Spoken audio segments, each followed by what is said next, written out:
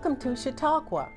Chautauqua is a living history program where scholars and actors perform in full costume as famous people in history. It began in 1874 as a training course for Sunday school teachers at Lake Chautauqua, New York. But over time, Chautauqua became a humanities program. Its goal then and now is to bring information and entertainment to communities across the nation. It's fun to sit in the front row to see characters like Herman Melville, Abraham Lincoln, Rosa Parks, George Washington, or Rachel Carson performed in front of a live audience. I'm Angela Rice Beamer at the Germantown campus of Montgomery College, and this year's theme is Masters of Their Craft. Tonight's Chautauqua character was a sportsman, a Nobel Prize winner, and one of the foremost writers in American history. Tonight's Chautauqua character is Ernest Hemingway.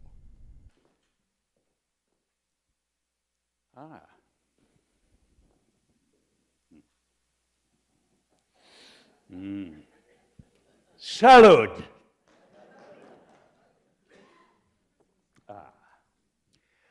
My name is Ernest Hemingway, and I am a son of a bitch. One of the reasons I'm a son of a bitch is because on July 2nd, 1961, I will blow my brains out with a shotgun. But before that happens, I want you to understand a few things, like the dream I had last night. I was standing at a crossroads. In the middle of the road stood an old whore. Her name was Death. She pointed a bony finger at me and said, "Your time has come. You must choose one of these two roads according to what you deserve." One road led to heaven. The other led to hell. Well, I couldn't choose, not without seeing the place where I was going to spend eternity. So first, we went to hell. There, seated in a long row, were a lot of writers that I didn't recognize. They were chained to their desks, and they were typing. Blood was dripping from their fingers. Flames roared everywhere. Demons stood over them, whipping them, lashing them. "This is horrible," I said. "Get me out of here. For God's sake, show me the other place instantly." The old whore transported me to heaven. There, chained to their desks, were William Shakespeare, Charles Dickens, Leo Tolstoy, and a lot of writers that I did recognize.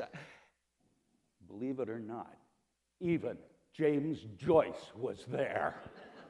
Everything was exactly the same. Blood dripping, flames roaring, demons whipping. "What is this? What's going on?" I asked. "This heaven looks exactly like hell." "Ah, yes," said the whore, "but in heaven, you get published."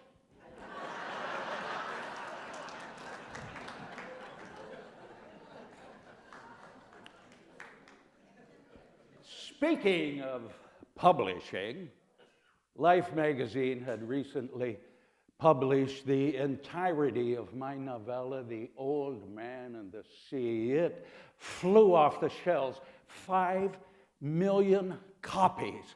I was so happy that I wanted to celebrate. I wanted to do something really special, something, oh hell, I wanted to go back to Africa. My wife, Mary, wasn't sure at first, but as soon as I told her that she could do most of her shooting with a movie camera, she got as excited as I did. Then I told her all about the famous Maasai warriors, how brave and handsome they were. Well, Mary liked brave, but she really liked handsome. So before long, we were enjoying the hospitality of a real Maasai village. Part of this hospitality included their favorite drink, a unique mix of natural products. First, They milked a cow until the bucket was half full. Then they shot a special arrow right into an artery in the cow's neck. Mary jumped about 3 feet, but they told her it didn't hurt. It was just like taking sap from a tree. I asked the cow what she thought, but she wasn't talking. She was too busy draining her neck into that bucket. When it was full, they stirred it and handed me a big ladle, dripping. Mary was horrified. "Oh my God, Ernest," she shouted. "What if the milk isn't pasteurized?" Well, I thought it tasted pretty damn good. And don't get the idea that Mary and I didn't get along. Aside from the time that I wanted to marry that native princess, we got along just fine. And especially fine on the nights we shared a camp bed. Mary felt lovely in bed. We made love, and then made love again. Then after, we made love once more, quiet and dark and unspeaking and unthinking. And there, like a shower of meteors, we went to sleep. In the morning, I asked Mary how she liked it. She just grinned back and said, "Well, here I am, the short, happy wife of Mr. McPapa." Now, that deserved a present. And since it was Christmas, I gave Mary what I thought was the perfect present, a photographic safari from the air. And as a bonus, I also agreed to call her Miss Mary for the entire trip. We took off in a little Cessna 180, just like this one. Well, maybe it was a bit bigger. This was Miss Mary's Christmas trip. Unfortunately, it also celebrated Newton's law, you know, the one that says what goes up must come. But I'm getting ahead of myself. After an overnight stop at Lake Victoria, we flew along the Nile toward Murchison Falls. In front of us, there appeared a flight of black and white ibis, big black and white ibis. Now, a bird that big could crash right through the windscreen and eliminate the pilot. Since our pilot, Roy Marsh, did not want to be eliminated, he dove sharply under the birds. Then, through no fault of our own, we also encountered an abandoned telegraph cable. It hit the propeller in the rear tail assembly. Below us was water and a lot of those, what do you call them? Oh yes, crocodiles. We decided that it was extremely inadvisable to go into the drink. Roy managed to swing left, get the flaps down, and land very sweetly in the softest bushes available. Miss Mary was conscious, but she had no pulse. I mention this only in the interest of science. When we did get a pulse, it was 155. What we did not know was that she also had 3 cracked ribs because she never complains. Unlike me, I had dislocated an elbow and a shoulder, and I complained a lot. That night, we made camp in an abandoned elephant poaching ground. I thought it was safe until those 60 elephants came by. Mostly they spoke among themselves, except for the big bull who walked up.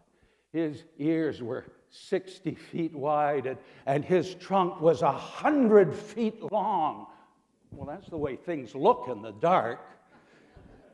He made no trouble, though. Not after I stood up and shouted, "Debark, you unspeakable elephant! Pack your trunk or face the consequences." I like elephants, and I never shot one. I always thought they seemed a lot like people. You know, the kind of people who care for each other. Well, they must have cared because we survived the night. And in the morning, Miss Mary awoke to the sight of a motor launch coming up the river. This was the same launch that had carried the crew for the African Queen. You remember the movie that starred those two famous African natives, Humphrey Bogart and Katharine Hepburn. Well, this motor launch delivered us to Butiaba, where Captain Reginald Cartwright had just finished refueling his de Havilland Rapide and was ready to take off. The landing strip looked like the red hills of South Dakota. We leaped from precipice to precipice in the manner of the wild goat. Suddenly, we were violently airborne. In a matter of seconds, we were violently de-airborne. Accompanied by the usual sound of rending metal, the right wing tank was burning and flames were moving toward the rear of the aircraft. Reggie kicked out a window and got Miss Mary out, but it was too small for me. I tried the door handle. It was jammed. So I used my head and shoulder as a battering ram and got out that way, followed by the pilot. Next came the sound of the only explosion. It was tragic. My last bottle of Gordon's gin blew up.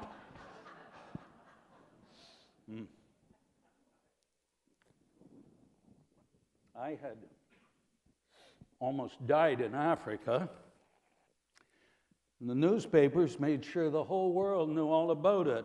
Look at this.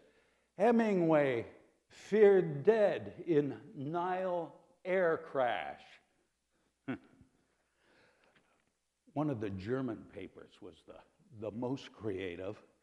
They said that I had attempted to land the plane myself on the summit of Mount Kilimanjaro. Apparently, I was searching for the carcass of some dead leopard. Worst of all, though, was the idiotic song by Rosemary Clooney and Jose Ferrer. For the rest of my life, I had to listen to this. My luck, she is running very good. I got a bunch of bananas and a bottle of gin. The gorilla walked up to me and talked very mean. He put up his mitts.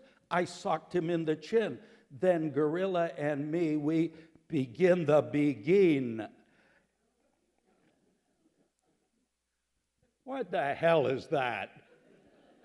They called it the Hemingway.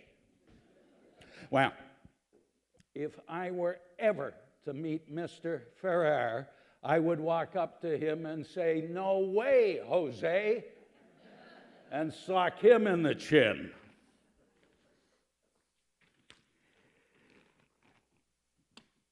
Mary said that I was spending too much time reading all my obituaries. I was getting morbid, and enough was enough.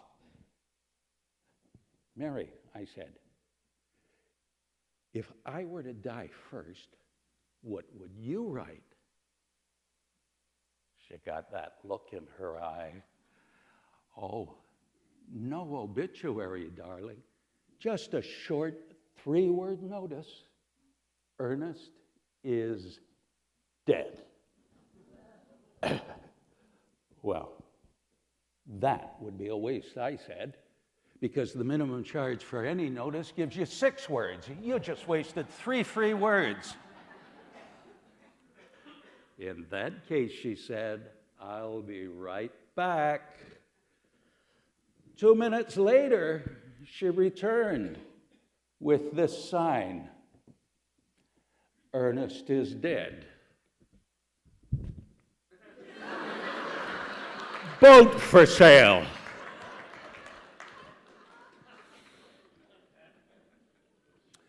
So much for my fabulous fishing boat, Pilar. Back in Cuba, I was still sick and still in danger of dying. The list was pretty damn extensive. Listen to this.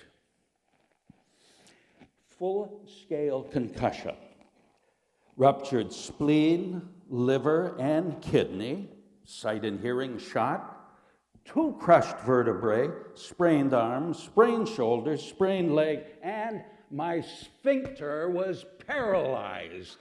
I won't even mention the bleeding from all 5 orifices.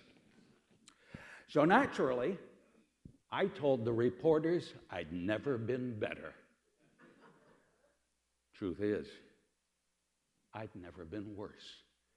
Every morning, my pillow was soaked. There was a steady oozing of cerebral fluid right back here. So I asked Mary if she saw any evidence of gray matter. She got that look again. Papa, she said, you know you have no brains. That fluid must be some other liquid that we are unfamiliar with. That was no consolation for a man flirting with dementia. Now, I was one giant step closer to that old whore death. I guess some gentlemen in Sweden felt the same way, because in 1954, they awarded me the Nobel Prize for Literature. It seems you have to crash a plane or two to get any attention. This is a part of what I said. Writing at its best is a lonely life.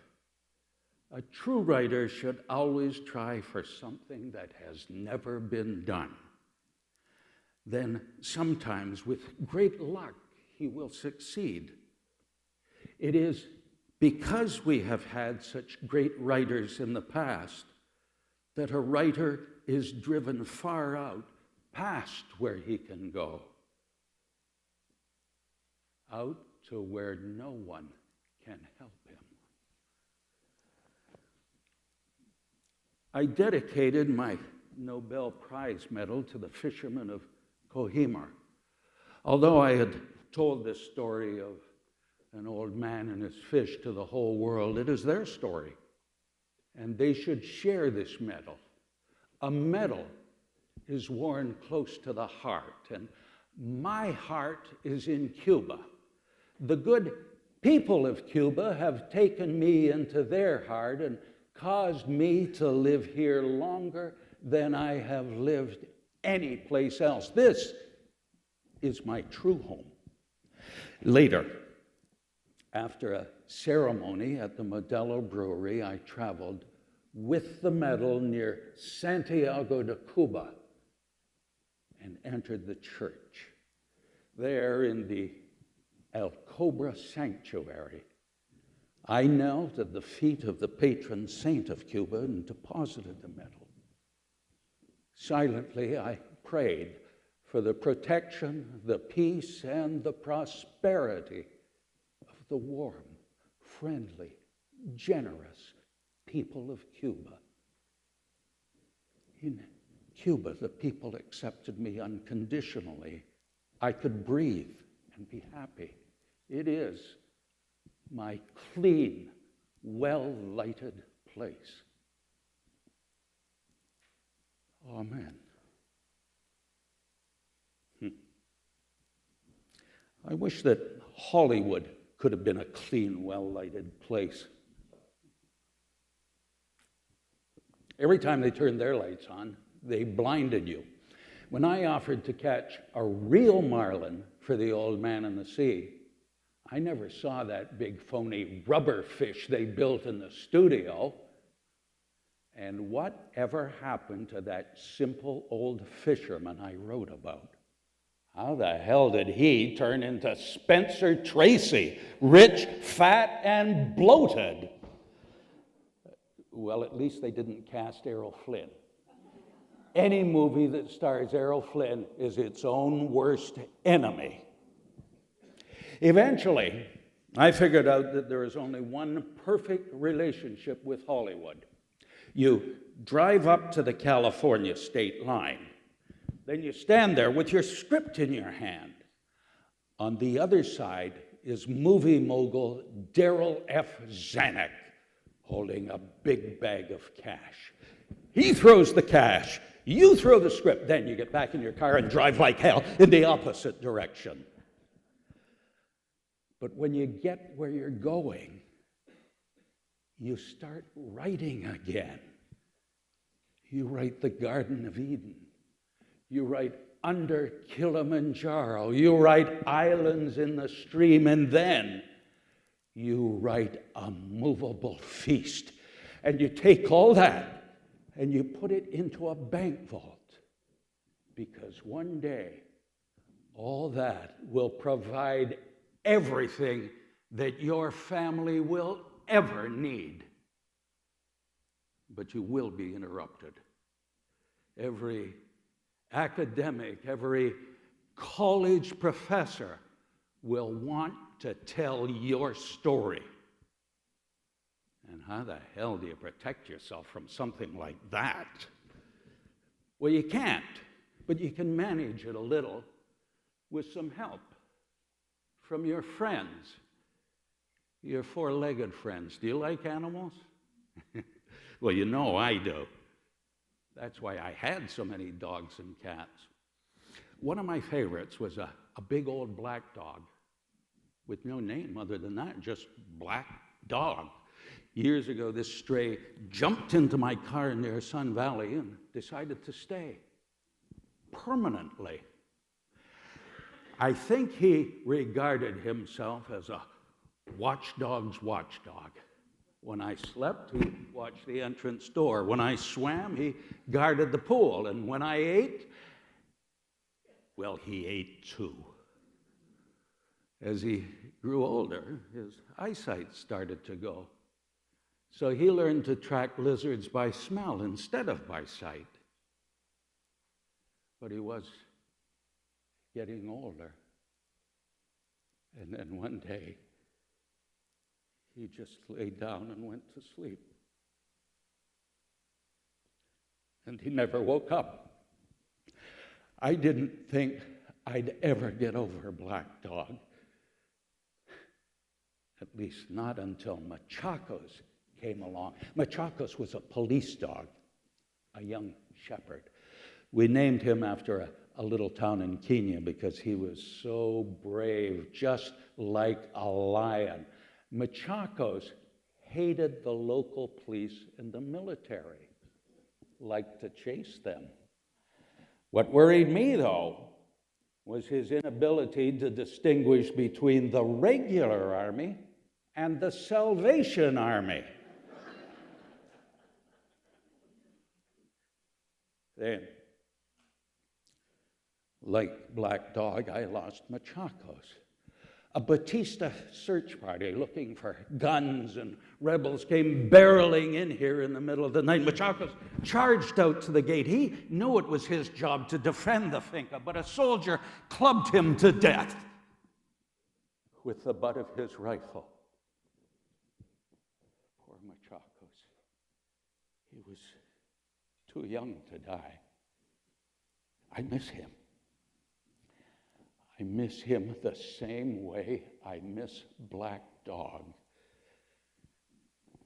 I miss him in the early morning when I work and he's not there lying on the kudu skin next to my typewriter.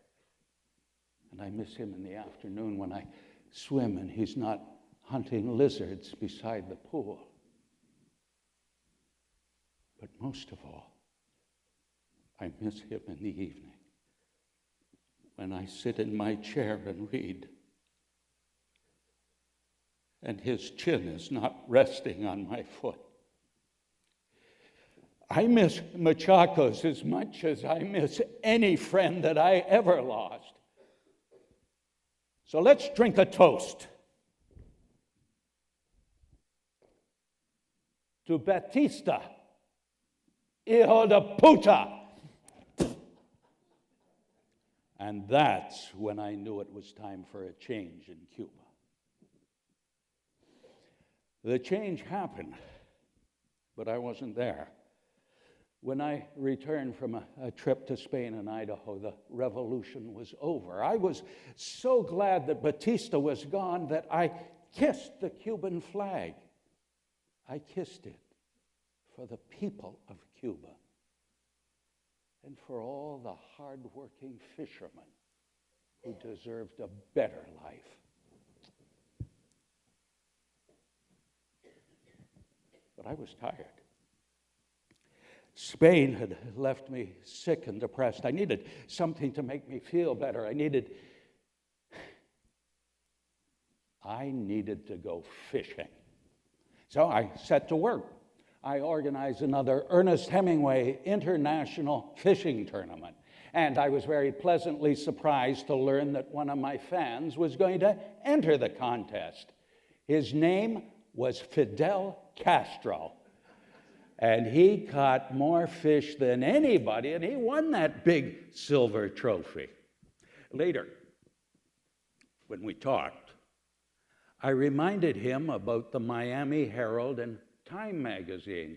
I said, if you tell them you're a communist, they will hate you. But if you tell them you're not a communist, America will give you anything you want. Well, we all know how that one turned out. Then, Fidel told me that I had inspired him. During the revolution, he'd stayed in the mountains of the Sierra Maestra and studied my novel, For Whom the Bell Tolls. He said that my story of the Spanish Civil War had taught him all the tactics he needed to know to fight a guerrilla war. Fidel, I said, since I seem to have won the revolution for you, it is only fair that you win the fishing tournament. But not everybody thought so. J. Edgar Hoover didn't think so. And strangely, that's when all the lies began. There were two main versions. The first version simply said that Castro's men caught all the fish and passed them over to him. But the second version was my favorite. Apparently, Fidel had trained an entire team of Navy frogmen. They swam under the boat with fish they'd already caught and planted them on Fidel's hook. Now look, I had an automatic built-in bullshit detector, and I had a damn fine pair of binoculars. I would never award a trophy to a cheat. Afterwards, a lot of people asked me, what do you think of Fidel Castro? Well, it's very simple, I said. No matter how hard Fidel worked to help his people, the political critics attacked him. And no matter how hard I worked at my writing, the literary critics attacked me. They feasted on us. So, what do I really think of Fidel Castro? Well, hell, we were brothers in criticism. And so, on behalf of Fidel Castro and myself, I say to all our critics, fornicate the illegitimates. Think about it. Shortly after that, a message arrived. It was very simple and very effective. It said, if you do not leave Cuba immediately, you will be considered a traitor to America. Now, I will not tell you who arranged this message. And I will not tell you that he also wore pink dresses at home. And finally, I will not tell you what organization he was in charge of. My lips are sealed.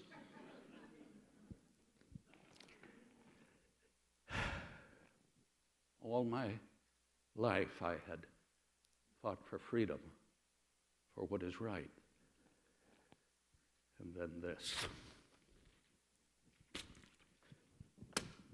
So I went back to Spain. I thought I could lose myself in my bullfighting book, the great mano a mano between Domingo and Ordóñez.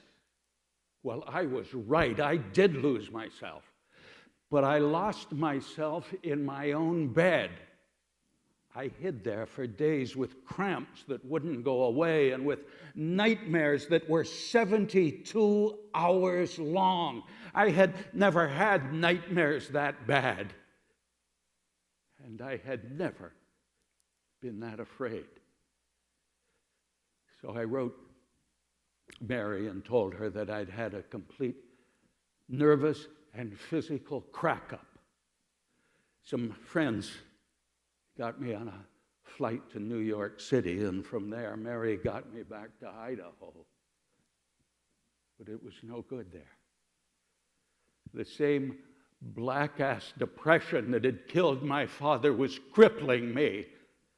So my last wife, Mary, took me to the Mayo Clinic twice. And that's where the doctors proceeded to kill me. You barely notice the bars on the windows. First, they changed my drugs. You see, when one drug doesn't work, they add another drug. And when that doesn't work, they add even more drugs until you end up with this devastating cocktail that nobody understands. Well, there's something else they didn't understand either. That years of concussions had ruined my brain. So in their ignorance, they found the perfect way to finish me off. More brain damage. They applied a barbaric technique called electroconvulsive therapy, ECT. They didn't understand it then, and they still don't. But it did keep you quiet.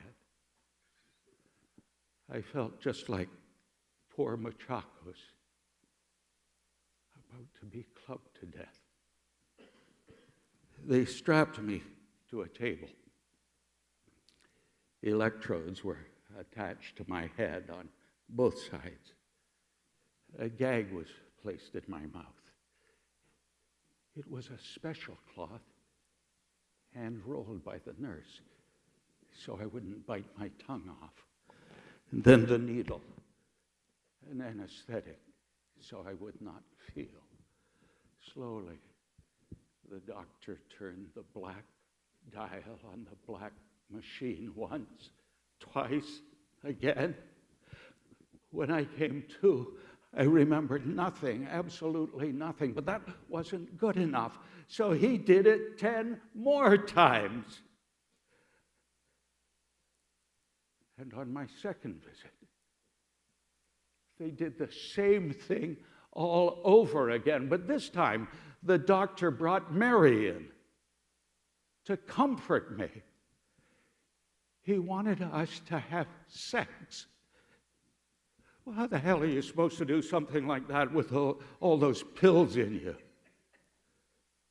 And that's when poor Mary became the short, unhappy wife of Mr. McPapa. When she left, I just sat alone in my room and cried.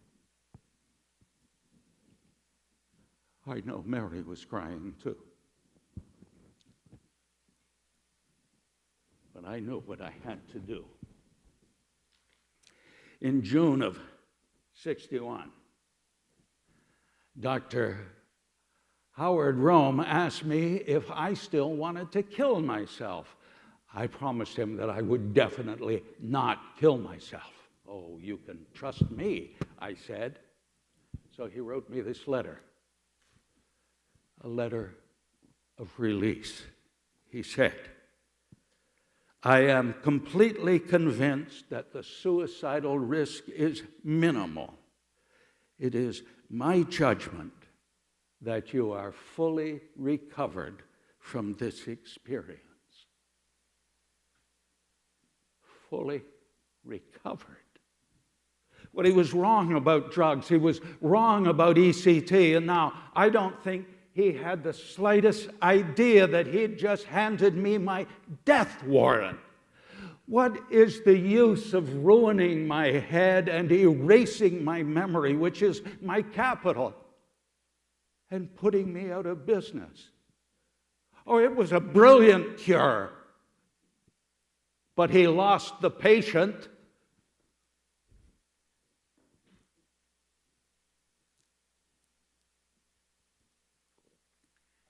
Back in Idaho, I made my final plans. But first, I wanted to pay my respects to an old friend. So I walked down to the Ketchum Cemetery. There's no place like a cemetery to make you think of dead people.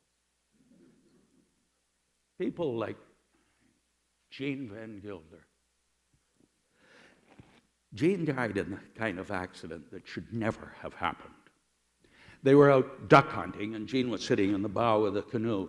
Behind him was a young greenhorn who was new to Sun Valley. They had their eye on a group of teal ducks that were starting to drift close. Suddenly they all bunched up tight and took off. Jean stood up and fired. So did the greenhorn. He didn't stand up. He just fired right into Jean Van Gilder's back. No mortal power could save Jean then. They got him to shore and watched him die in the shade of a little farmyard about 2 o'clock. They asked me if I'd write a tribute to Jean and read it at his funeral. I won't read it all. But this is the part I like best. Jean loved this country. Best of all, he loved the fall, with the tawny and gray, the leaves yellow on the cottonwoods, and above the hills, the high blue windless skies. And now he has come home to the hills. He has come back now to rest well in the country that he loved through all the seasons. He will be here in the winter and in the spring and in the summer and in the fall. In all the seasons there will ever be, he has come back to the hills that he loved. And now he will be part of them forever. Almost everyone I ever knew was gone now. Even Gary Cooper had beat this old bull back to the barn. Hell, people were dying who'd never died before. And now it was my turn.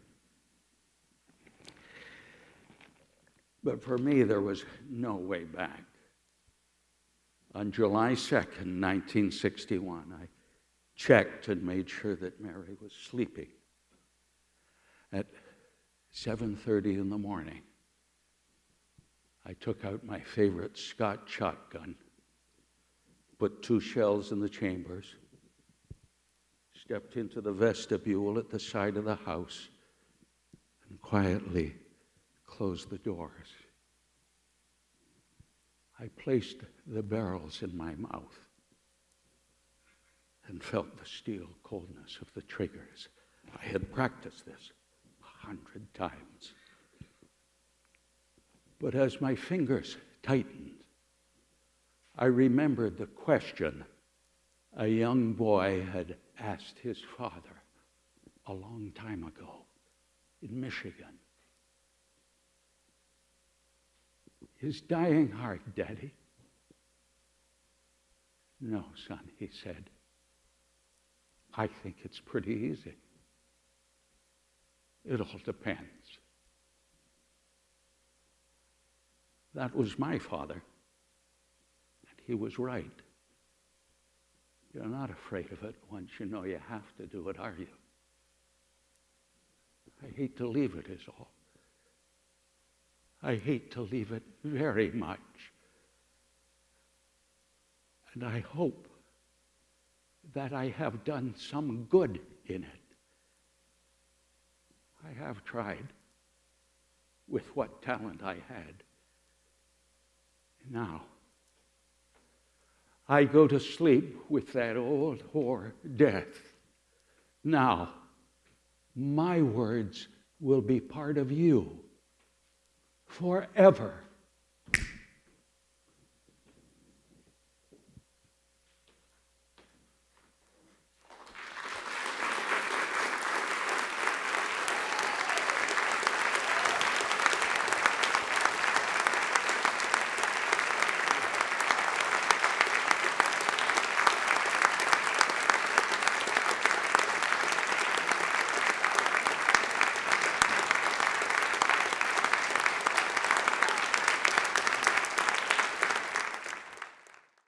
Thanks for staying with us. I'm here with Brian Gordon Sinclair, who's just performed as Hemingway, Ernest Hemingway. Thank you for being here. We really enjoyed the performance very, very much.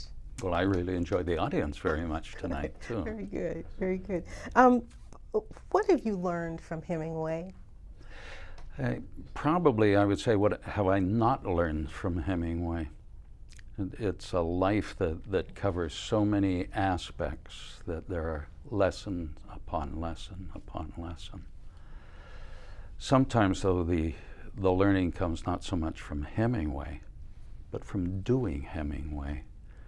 And in exploring all of the various aspects, the love relationships, the drinking, the heroics, the wars of Hemingway, you have to come to terms with an awful lot of yourself.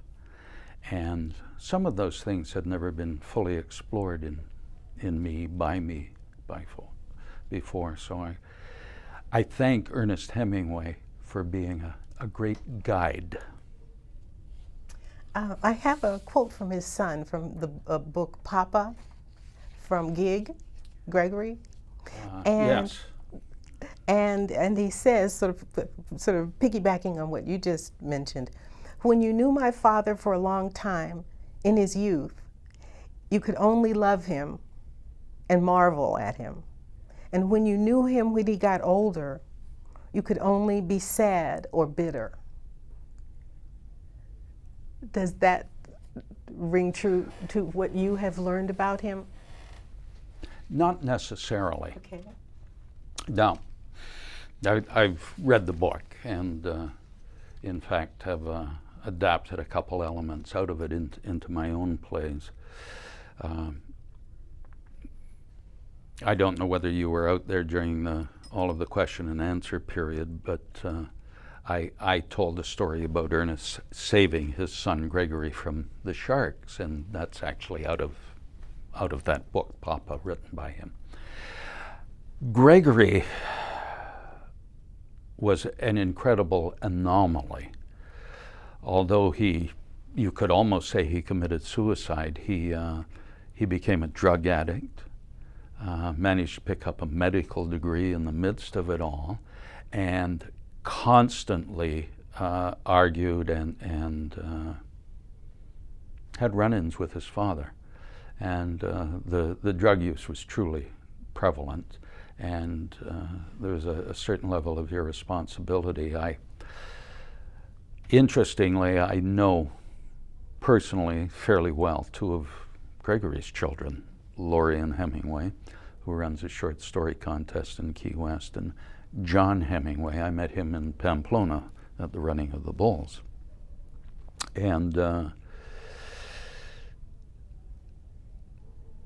I think Gregory spent too much time complaining about his father in the end, when the reality is that Gregory was the one with the problems who who needed a lot of help. So that's one side of the story, and there are many, many facets Absolutely. To the things. How would you describe Hemingway's core? As you studied him, are there some core elements of that personality? I tell people that they spend so much time talking about a drunken lout who chases women that they miss this incredibly compassionate man. Hemingway would go out of his way to help people if he could. And interestingly, Joseph Karsh, the great Canadian photographer who did the famous portrait of Churchill and other people, and one of them is the Hemingway portrait with the fisherman's cowl neck sweater and the beard and so on. Karsh said that Hemingway was the shyest man he had ever met. And people always hear stories about him being exuberant in a bar with a few drinks, but when he's not in that situation, he was relatively shy. And he was that type of person who would give you the proverbial shirt off his back if you needed it. I mentioned earlier that he made donations to the veterans, the American veterans of the Spanish Civil War afterwards. He looked after an awful lot of people that way. But I remember one moment that touched me very much. I think I used it on the Humanities Council blog. But he was very good friends during the Paris years afterwards with Gerald and Sarah Murphy, who were both artists and patrons of the art. And their son Booth eventually died from tuberculosis into meningitis and so on, and broke their hearts. And Hemingway wrote a very long letter. It's available if you read the biographies or the selected letters of Hemingway, one can find it. But he says that there are no words that you can really convey to someone that tell them the pain, the sorrow that you're feeling, that will help them relieve it. And then at the end, he made a lovely quote, which I paraphrased very closely in one of my plays. All we can do is to live it now, a day at a time, and be very careful not to hurt each other. Mm. And I really believe that was a Hemingway philosophy. He didn't do so well with his wives in terms of the hurting part, but generally he was there to help people. You mentioned in the question and answer session where the TV audience did not hear that, so I'm going to ask you again. You talked a little, someone asked the question about what was his biggest regret, and he mentioned Hadley. Could you tell us a little bit more about that particular relationship? And the TV audience has not heard what you said during the question and answer. Yes, I think it's your first gigantic love in marriage. And he had had affairs before. There were rumors of an Indian girl in his teenage years in the woods of Michigan, briefly. And there was briefly when he was 19-ish and wounded in the hospital in Italy, recovering in Milan with Agnes von Kurowski, who wrote him a letter later saying, "My dear Ernest, I have met an Italian major, and I think I'm going to marry him." It was the famous Dear John letter addressed Dear Ernest. And when he found Hadley, she was 8 years older than he was, but still attractive and lively and very, very interested in his writing. And she had a modest musical talent herself. She played a piano fairly well. And it was interesting in one of my plays where I showed a picture of the two. I pointed to Agnes and said, Hadley, and the audience went, yeah. because you could really see a resemblance between the two ladies. It was as though his first big crush had translated into the next woman. But he got so involved with Hadley, and all of that planning. They lived together, shared an apartment in Chicago, and eventually they were going to go to Rome because he'd been in Italy. But they talked to Sherwood Anderson, who said, "You've got to go to Paris and you've got to meet Gertrude Stein." And Pablo Picasso shows up there, and he won't teach you to paint though. And it's Hemingway. The house in Cuba still has a Picasso in it that was given to Hemingway. So they went through all of those meetings of all of these famous people, and he's working and working to get everything together, and they're vacationing in Schruns in the Alps and skiing and meeting the most wonderful people, and he comes back to Canada to Hadley to have the first boy, John, and that's successful, and the son is wonderful, and then it's back to Paris and raising the little boy and becoming involved and until another woman, Pauline Pfeiffer, shows up and slowly steals Ernest away. She was a friend of the wife. Not really. Okay, not a real friend. They all met at the same time. Pauline was from a wealthy family, of course, and was also an editor with Vogue magazine, so she had some writing credentials. And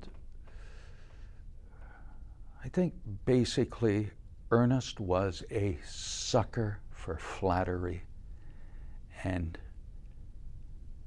you could seduce him if you really, really tried. And Pauline really, really tried. And it worked. Yeah. But after a few years, he started to see that, no, that was not the best thing I ever did. And you just constantly, throughout his life, you'll hear a reminiscence about how much I loved Hadley in those days. And they hardly ever saw each other afterwards. They met a couple times because they shared the one son, and they wrote letters, but...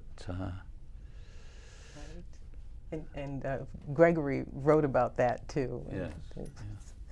So people can get the book if they want to know how that turned out. It's a good book, and of course that relationship. My plays are becoming available on Amazon now. They're called the Hemingway Monologues, and my second play is on Amazon Books under my full name, Brian Gordon Sinclair. And it's simply called the Hemingway Monologues Part 2, The Lost Generation, and it gets very, very deeply into the Hadley-Pauline breakup and situation. You mentioned that in the question and answer that you were going to be retiring. Are you going to retire and do the plays that the plays that you've written, or? No, that's what I'm tired from. Oh, that, okay. What about Chautauqua? Are you going to continue to perform as Chautauquan? Well, I would probably come out for special events when invited. I love things like Chautauqua, and believe me, you get me for much less than my going rate, so to say. No, I'm in my 70s now, and I'm starting to feel the bones creaking, and I've still got about 4 of the plays to convert into book form at this point. I have a publisher in Key West, and they're churning them out. But we got sidetracked because I'm the patron of the Hemingway baseball team in Cuba. Are you? And a few years ago, we resuscitated a children's team at the estate. There's a little baseball diamond there. In the 40s, Hemingway created a team so his children, Gregory and Patrick, would have somebody to play with when they spent the summers with them. And I had the great fortune to have an 86-year-old original member of that 40s team see me perform one night. And he said, "I think you carry the spirit of Hemingway with you." And I've had all sorts of scholars after me from universities wanting me to tell my stories of that. And I think what they really want to do is write books for themselves. Mm-hmm. So we sat down with a friend of mine who was a translator, and I said, "I will write your book for you." We've got about 1 minute left. So your work is available online, and is there another place that people can contact you for a special occasion performance? Well, I list a lot of things on Facebook, and of course I have a website that's terribly outdated, but there's a contact, an info in it, and it's just briangordonsinclair.com.